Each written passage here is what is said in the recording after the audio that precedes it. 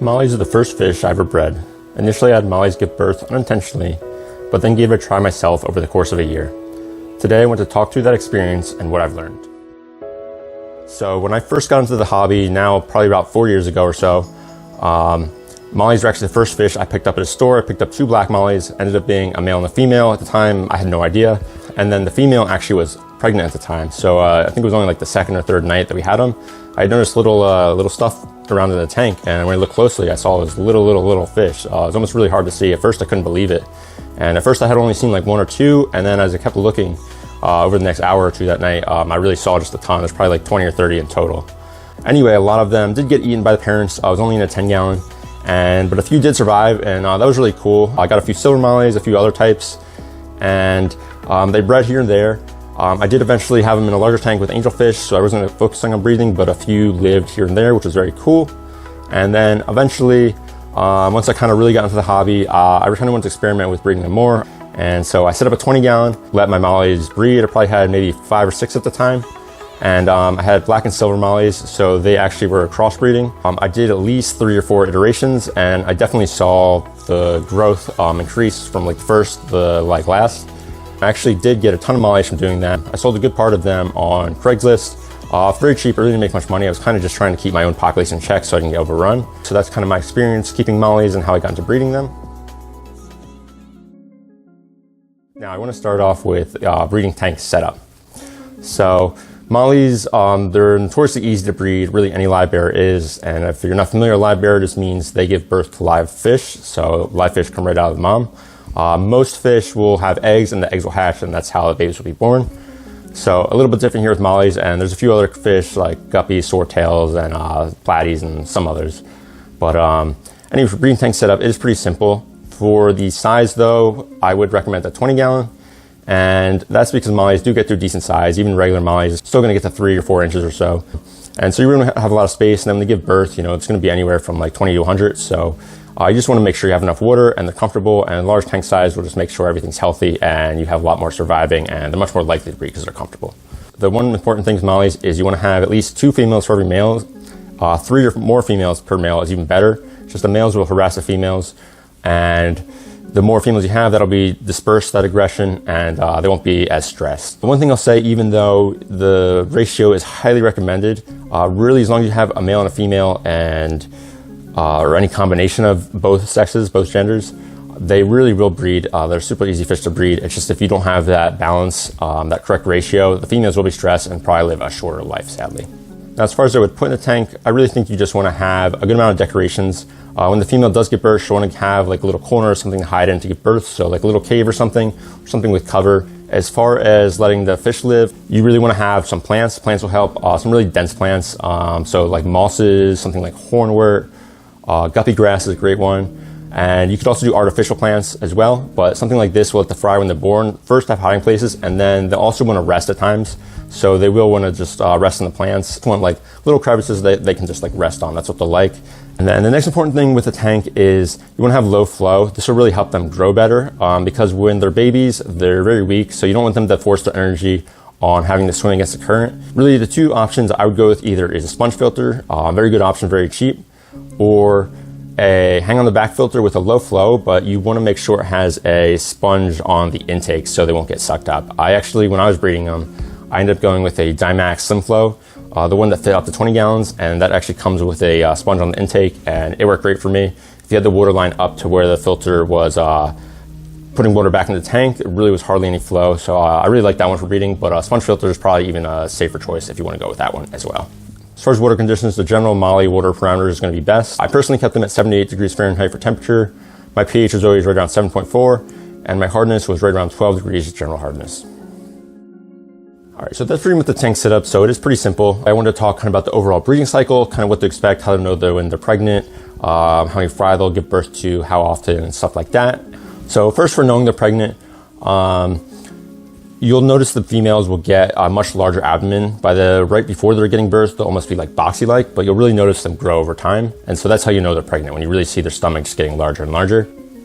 People will say really there's ways to know right before the giving birth. I think it's kind of a thing that the more you get used to it and the more you see the same Molly give birth, the more you'll understand when they're close to it. So after 1 or 2 times, you'll really kind of get a hang of it. Really just largely get the closer they are to it, and when they really start to almost get almost boxy, that's when they're very, very close. As far as how often they'll give birth, the general average is about 30 days from pregnancy, and I generally found that to be true. I found that once they gave birth, it would be just around a month later that they would give birth again. So once they are healthy and breeding and comfortable in their tank, yeah, it's right about once a month they'll give birth. So that's what I would expect. And on average, I see on the internet it's reported about 40 to 60 at a time on average. That pretty much adds up to my experience. I'd say when they're smaller and giving birth, maybe it'll be around like 20 to 40. And then, average size adult Mollies 40 to 60. And then even some larger ones can give up to 100. I know somewhere I read up to even 200 is possible, but mine generally I'd say probably right around 40. In terms of growth rate, that's something that people are very curious about. If you read on forums, it's faster than I experienced. What I generally saw when I read forums and such is optimal conditions would be maximum size in 4 to 6 months. I never saw anything close to that.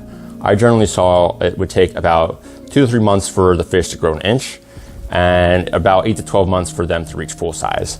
Now, I definitely sped up the growth as I got more experience between batches. And I think generally that first 2 weeks is very important for growth. I think you can get a lot of growth early on if you're having the right conditions, feeding them often, keeping very clean water.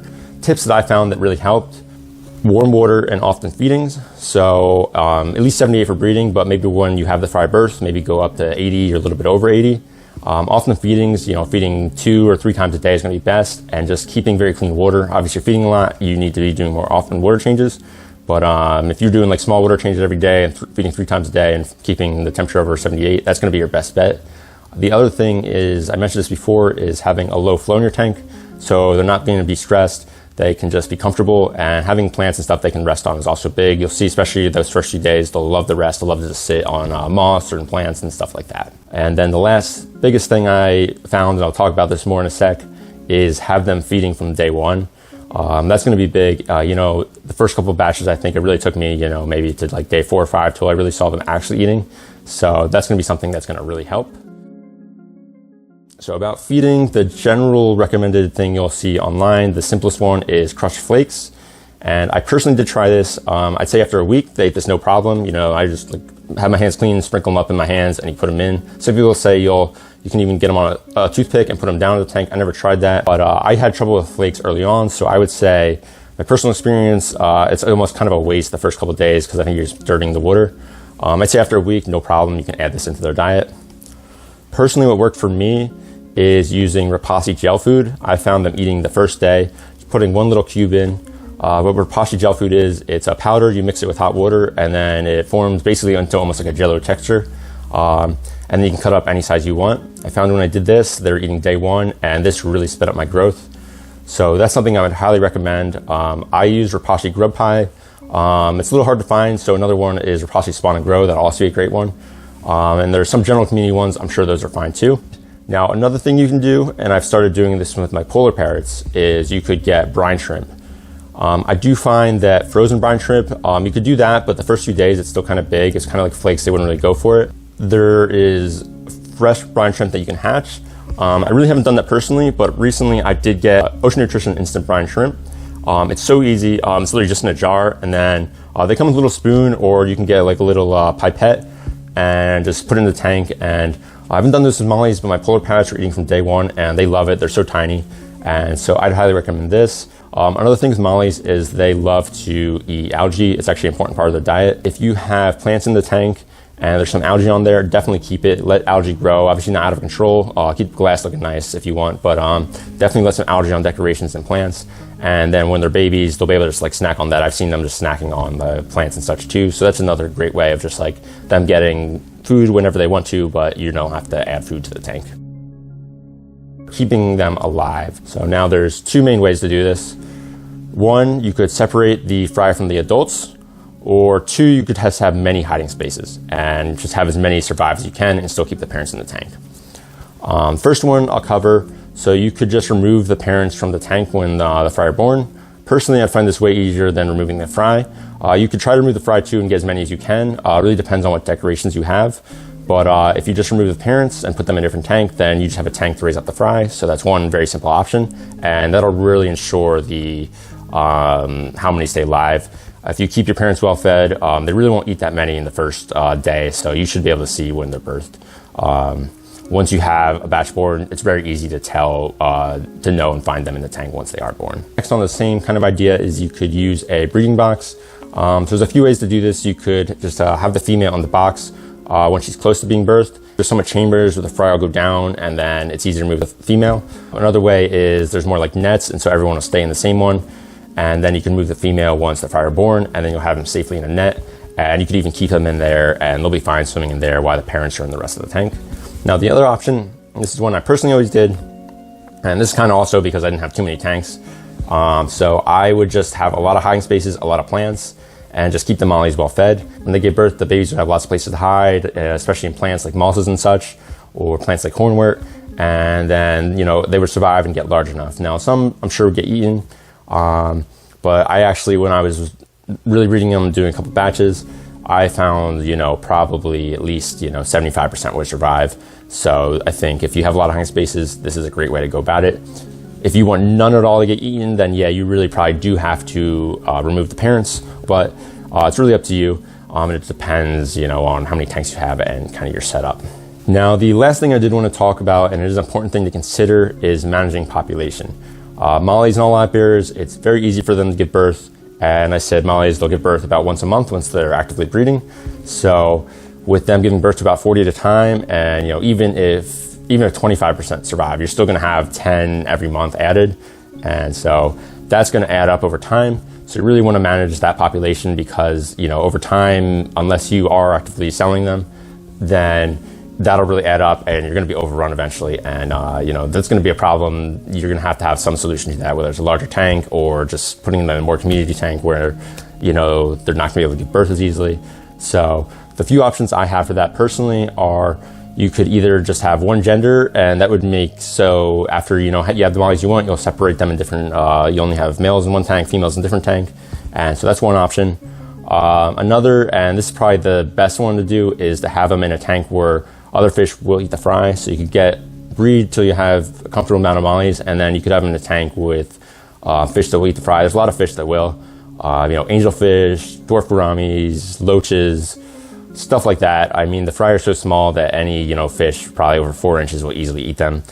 And another thing, and I mentioned this early briefly, I haven't tried this personally, but you might be able to keep the temperature lower. You might be able to keep it towards 70 on the lower range, and they might not give birth then. There's some reports that they won't.